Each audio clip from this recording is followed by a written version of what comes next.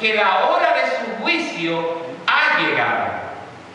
Y allí comenzaron a restaurarse todas las verdades que habían sido echadas por tierra, por el cuerno pequeño. Vemos entonces, desde el año 457 a.C. hasta el año 1844, hay exactamente 2300 años. Todo ese periodo el Señor había indicado en la profecía, aun cuando iba a restaurarse la verdad. Dios levantó un movimiento profético para restaurar esa verdad. Y ese movimiento profético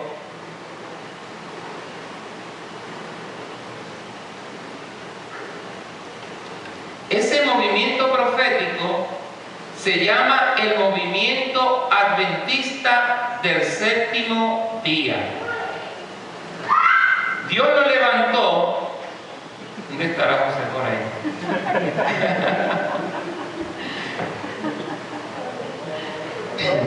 Dios lo levantó, este movimiento, con la misión precisamente de restaurar esas verdades que el cuerno pequeño había echado por tierra.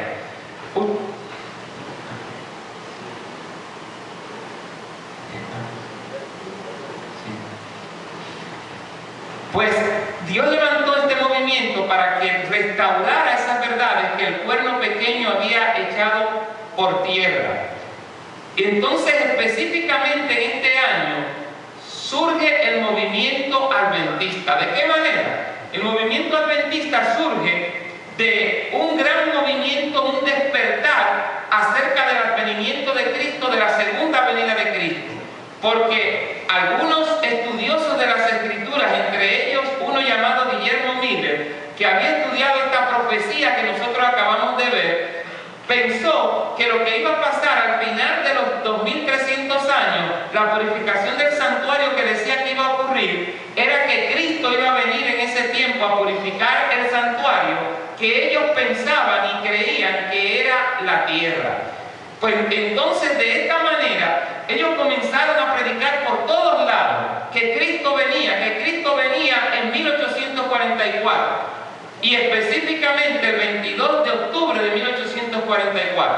Primero comenzaron diciendo que iba a venir en 1843, porque sacaron allí los cálculos mal, y después, cuando Cristo no vino, se dieron cuenta que los cálculos estaban mal sacados, que había un año después, y entonces volvieron a seguir predicando que Cristo venía, pero Cristo no vino cuando ocurrió esto. Se llevaron un gran chasco, como se conoce. Pero ¿saben ustedes que también cuando Cristo inició la iglesia cristiana, la iglesia primitiva cristiana, fundada por los 12 apóstoles, también se llevó un chasco? Porque ellos esperaban que Jesús iba a venir como un ¿qué? Como un rey terrenal y que les iba a libertar a ellos del yugo romano. Pero Jesús vino como un rey espiritual para libertarle del yugo del pecado. Y la palabra de Dios dice que esa mañana, esa tarde, cuando Jesús murió, todo lo que pasó en la cruz del Calvario, dice que ellos estaban muy tristes por todo esto que había acontecido. Porque ellos dicen, esperábamos que Él era el que iba a libertar a Israel. Y entonces cuando llega el tercer día, el día de la resurrección, dice, ya hacen 3 días que esto ha ocurrido. Y lamentablemente no se cumplió la profecía. Eso pensaban ellos. La profecía se cumplió al pie de la letra. Pero ellos habían interpretado mal el acontecimiento que iba a suceder. Ellos pensaban que era que Jesús lo iba a libertar del yugo romano y Jesús lo iba a libertar del yugo del pecado. Lo mismo sucedió con los cristianos en 1844. Ellos se chasquearon porque Cristo no vino, pero algo iba a ocurrir al final de esos 2300 años, como indicaba la profecía, la purificación del santuario. Ellos después comenzaron a estudiar nuevamente a ver qué había pasado, porque Cristo no había venido en 1844, y entonces descubrieron que todo esto tenía una relación con la doctrina con el santuario israelita, con todas las fiestas solemnes que realizaban y todos los símbolos que se realizaban en el santuario. Y comenzaron a estudiar y a darse cuenta que una vez al año se celebraba lo que se conocía como la fiesta o el día de la expiación. Y que en este día de la expiación, o Yom Kippur, que significa día del juicio, el pueblo de Dios dice que debía confesar todos sus pecados y que al finalizar de realizarse esta ceremonia, por así decirlo, en el santuario, el pueblo quedaría limpiado, purificado de todos sus pecados. A esto se le llamaba en la Biblia la purificación del santuario. Una vez al año el sumo sacerdote entraba al lugar santísimo del santuario terrenal, que se dividía en dos partes, lugar santo y lugar santísimo. En el lugar santo había tres muebles, que ya lo mencionamos ahorita: la mesa de los panes de la proposición, el altar del incienso y el candelabro. Y en el lugar santísimo había un mueble, era el arca del pacto. Y esta arca del pacto contenía las dos tablas de piedra que Dios, allí donde Dios escribió con su propio dedo los 10 mandamientos. Y fue puesta dentro del arca del pacto. Además que más adelante se añadió a esto la vara de Aarón, que reverdeció también un poco del maná que cayó en el desierto, un cofre con maná. Esto era lo que había allí dentro del arca. Y el sumo sacerdote, una vez al año, ministraba en este lugar santísimo, tomaba de la sangre de dos machos cabríos que se presentaban, se echaba suerte sobre ellos. Uno era llevado al desierto, donde allí finalmente moría, donde se confesaban todos los pecados del pueblo, y era llevado por este animal al desierto, simbolizando a Satanás, el macho cabrío por Azazel. Pero había otro, que era el macho cabrío por Jehová. De este se tomaba la sangre y el sumo sacerdote rociaba de esta sangre en los altares, en el altar del incienso, específicamente en el velo que separaba el lugar santo del lugar santísimo, y también encima del arca en el propiciatorio. Cuando hacía esto el sumo sacerdote, esto simbólicamente indicaba que estaba purificando el santuario. Cuando terminaba de realizar esta labor y se enviaba al macho cabrío al desierto por Azazel, indicaba esto que el macho cabrío se llevaba todos los pecados del pueblo, que el pueblo había confesado, y entonces el pueblo quedaba totalmente limpio de sus pecados. La Biblia dice que la persona que no confesaba su pecado ese día, dice, finalmente era cortada de entre su pueblo. ¿Qué tiene que ver todo esto con nosotros hoy en día y con lo que estamos hablando en esta noche? Todo este ritual tiene que ver mucho. ¿Saben por qué?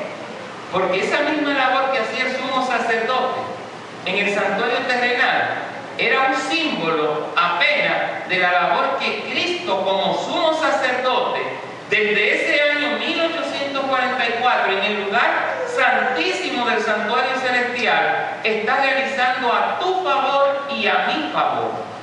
Allí comenzó lo que conocemos como el juicio investigador, el día del juicio, porque eso era el Yom Kippur, eso era el día de expiación, eso era la purificación del santuario.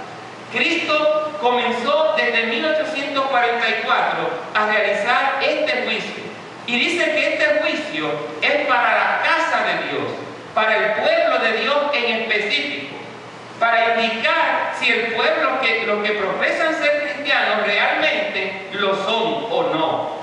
Si realmente lo son, pues permanecen escritos en el libro de la vida y finalmente son salvos y sellados con el Espíritu Santo de la promesa.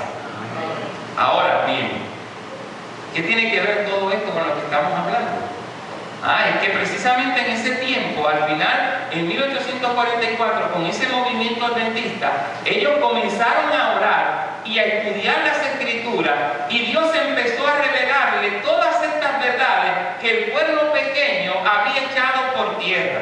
La verdad acerca de la muerte, que no es como lo enseñan por allá afuera y como lo enseña la iglesia popular. La verdad acerca de la ley de Dios que sigue vigente, que es la verdad y que permanece para siempre.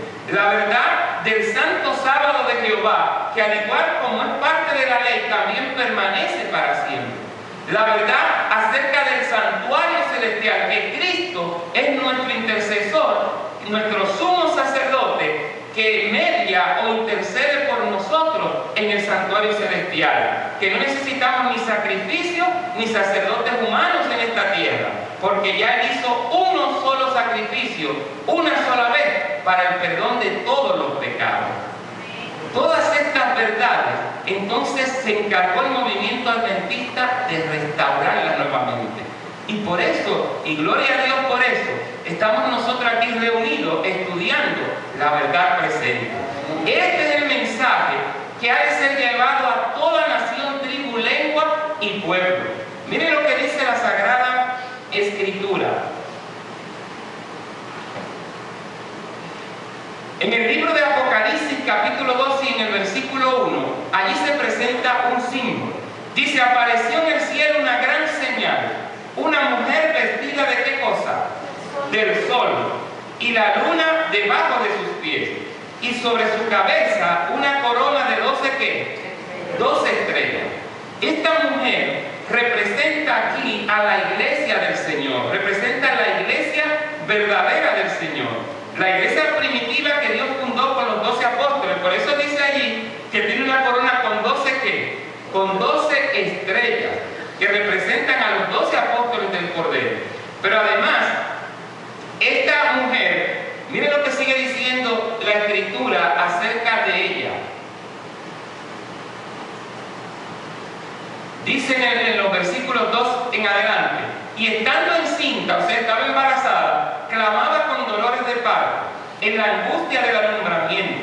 También apareció otra señal en el cielo. He aquí un gran dragón escarlata, que tenía 7 cabezas y 10 cuernos, y en sus cabezas 7 diademas. Y su cola arrastraba la tercera parte de las estrellas del cielo, y las arrojó sobre la tierra. Y el dragón se paró frente a la mujer, que estaba para dar a luz, a fin de devorar a su hijo tan pronto como naciese. Y ella dio a luz un hijo varón, que regirá con vara de hierro a todas las naciones. Y su hijo fue arrebatado para Dios y para su trono.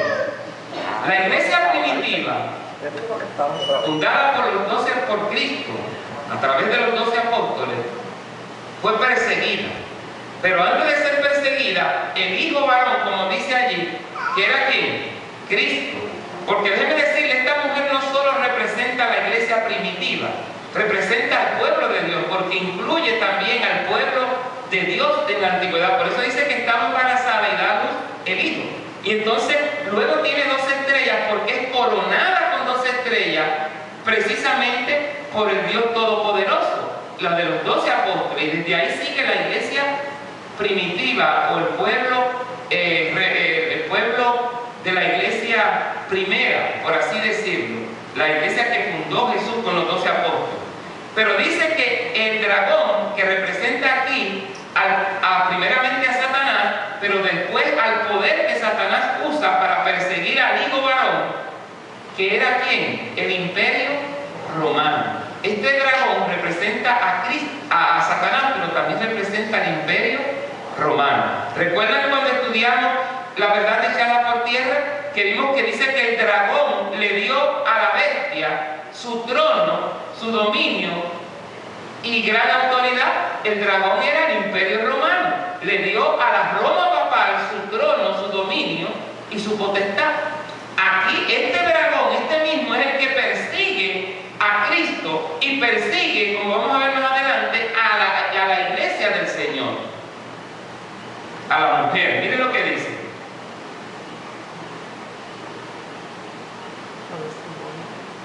Entonces oí una gran voz en el cielo que decía: ahora ha venido la salvación, el poder y el reino de nuestro Dios y la autoridad de su Cristo, porque ha sido lanzado fuera el gran acusador de nuestros hermanos, el que los acusaba delante de Dios día y noche.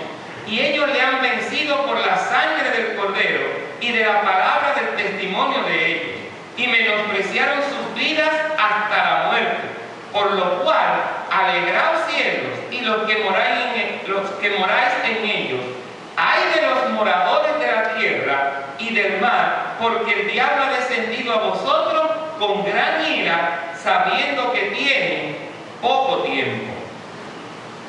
Y cuando vio el dragón que había sido arrojado a la tierra, persiguió a la mujer que había dado a luz al hijo varón, y se le dieron a la mujer las dos alas de la gran águila, para que volase desde delante de la serpiente al desierto. Recuerden que la serpiente, el dragón es la serpiente antigua que se llama Diablo y Satanás, es lo mismo, usando a los poderes de la tierra, en este caso a los poderes políticos que él usa, Roma, y más adelante también a la Roma pagana y luego a la Roma papal. Y sigue diciendo, y finalmente a los perseguidores en el tiempo del fin, porque recuerden que esto se extiende hasta el mismo tiempo del fin. Dice, delante de la serpiente al desierto, a su lugar, donde es sustentada por un tiempo, tiempos y la mitad de un tiempo. ¿A qué les recuerda esto? ¿Les recuerda lo que estudiamos en el tema de la verdad echada por tierra? Que iba a ser entregada en su mano la ley hasta tiempo, tiempo y la mitad de un tiempo. Es lo mismo, es el mismo periodo profético. 1260 días que vimos que eran 1260 años, desde el año 538 después de Cristo hasta el año 1798. Ya dijimos todo lo que pasó allí en el tema de la verdad echada por tierra, no vamos a volver a redundar. Dice entonces, y la serpiente arrojó de su boca tras la mujer agua como un río, para que fuese arrastrada por el río. Pero la tierra ayudó a la mujer, pues la tierra abrió su boca y tragó el río que el dragón había echado de su boca. El río de que habla aquí en la Biblia, el agua, es símbolo de naciones, muchedumbres, pueblos y gente. Según Apocalipsis 17:15, allí se le dice que las aguas que había visto eran muchedumbres, naciones, pueblos y lenguas. Este río que dice que echa el dragón para tratar de atrapar o destruir a la mujer, representa a todas las naciones que estuvieron persiguiendo en Europa a estos cristianos, a los padres peregrinos como se conocen. Ellos tuvieron que salir de Europa corriendo por la persecución papal que había, por la inquisición que había, por todas las cruzadas que se hicieron en contra de ellos. Tuvieron que salir para buscar un lugar donde pudieran adorar a Dios conforme a su conciencia y conforme a la voluntad de Dios libremente. Y entonces llegaron a lo que conocemos hoy, a las tierras de América, pero unas tierras de América que eran vírgenes, que vivían apenas los indios que estaban allá. Y a estas tierras llegaron los padres peregrinos, como conocemos y vamos a celebrar en este mismo mes, a final de mes, el Día de Acción de Gracias.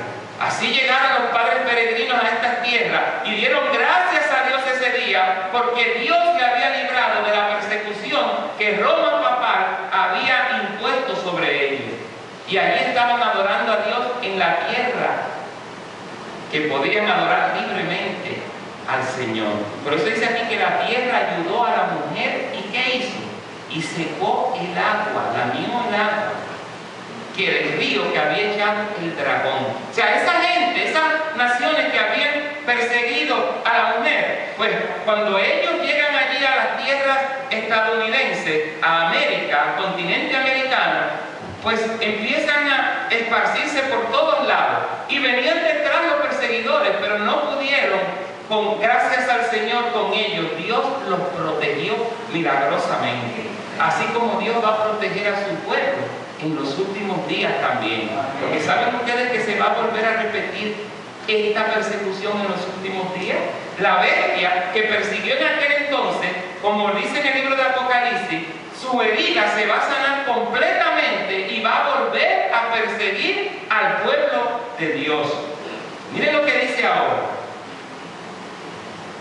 Versículo 17. Entonces el dragón se llenó de ¿qué cosa? De ira. Cuando vio que no pudo destruir a su iglesia, que salió huyendo de Europa y se estableció en América, dice que se llenó de ira contra la mujer, contra la iglesia, y se fue a hacer guerra ¿contra quién? Contra el resto de la descendencia de ella.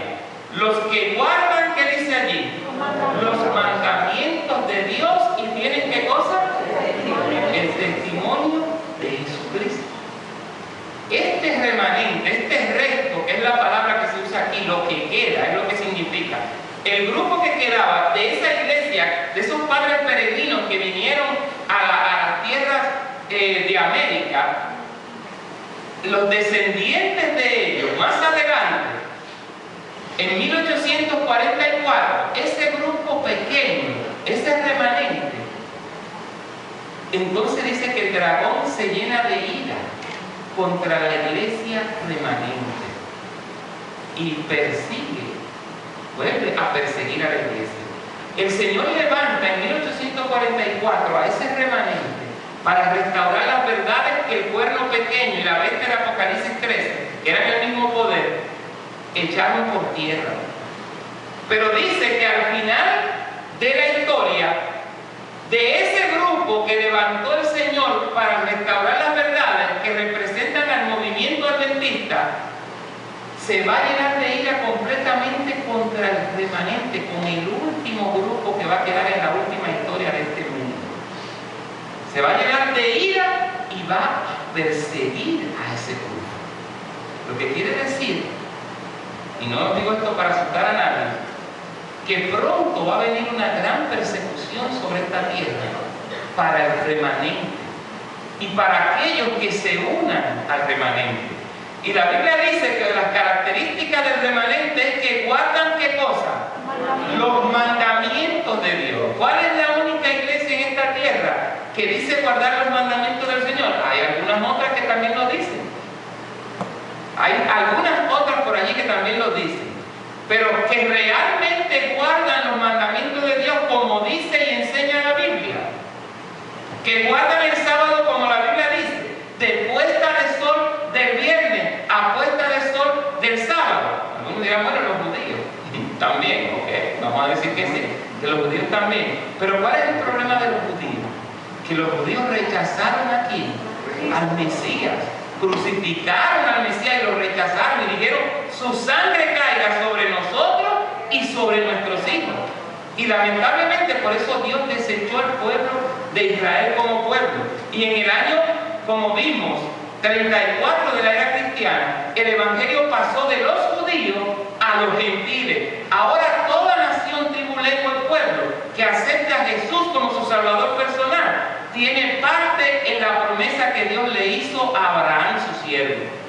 La Biblia dice, ahora no hay judío ni griego, ni siervo ni libre, sino que todos son uno en Cristo Jesús. Amén.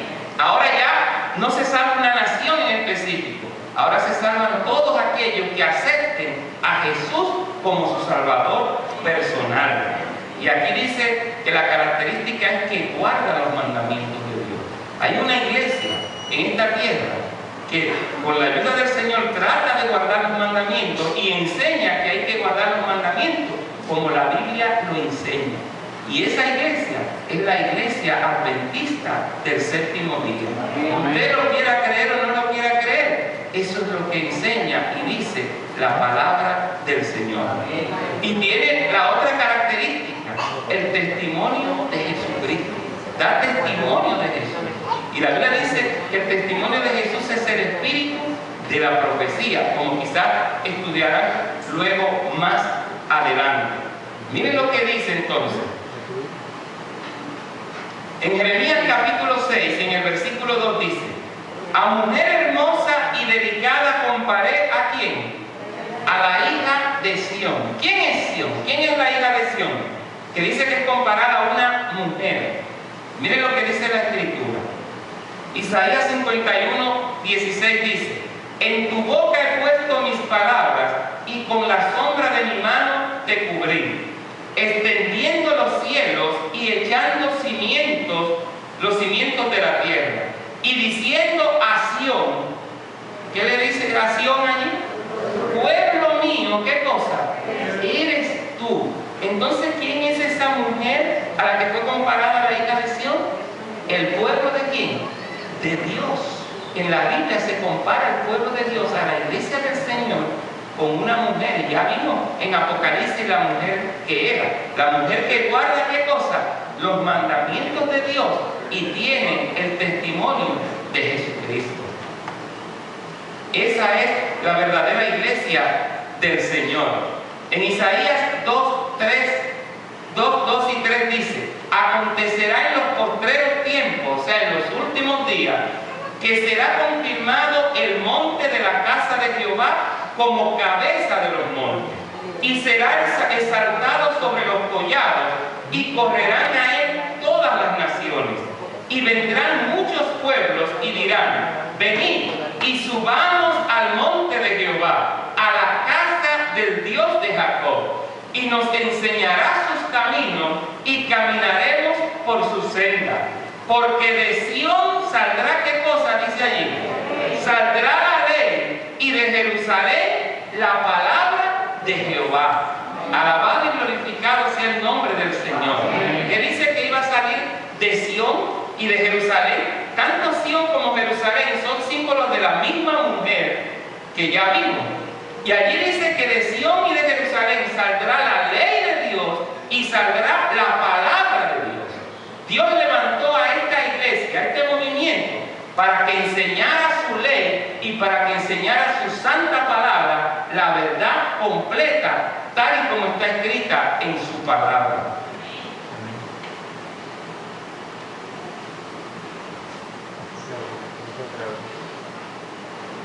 ¿Qué pasó? Bueno, ok, se me cortaron los otros versículos, pero vamos a buscar. Vamos a buscar rápidamente. Están aquí. Vamos a buscar en el libro de Apocalipsis, capítulo 17.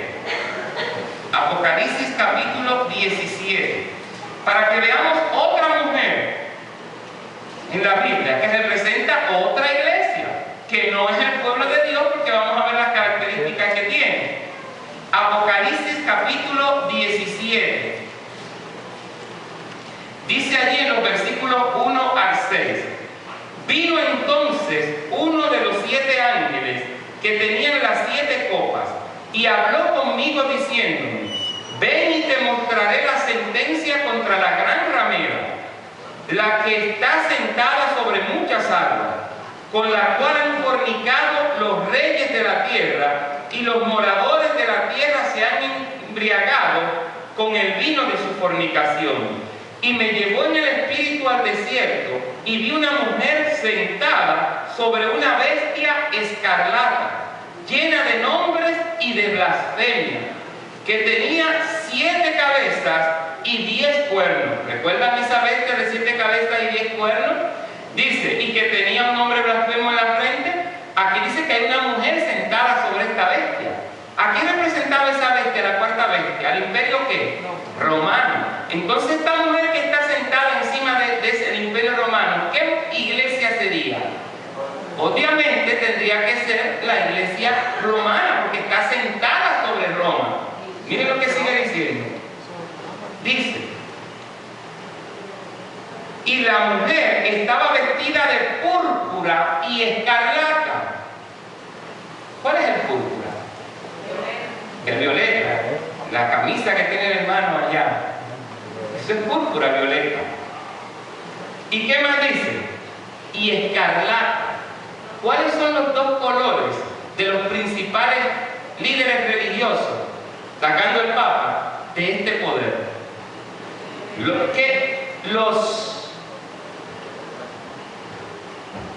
Los cardenales, ¿qué color usan?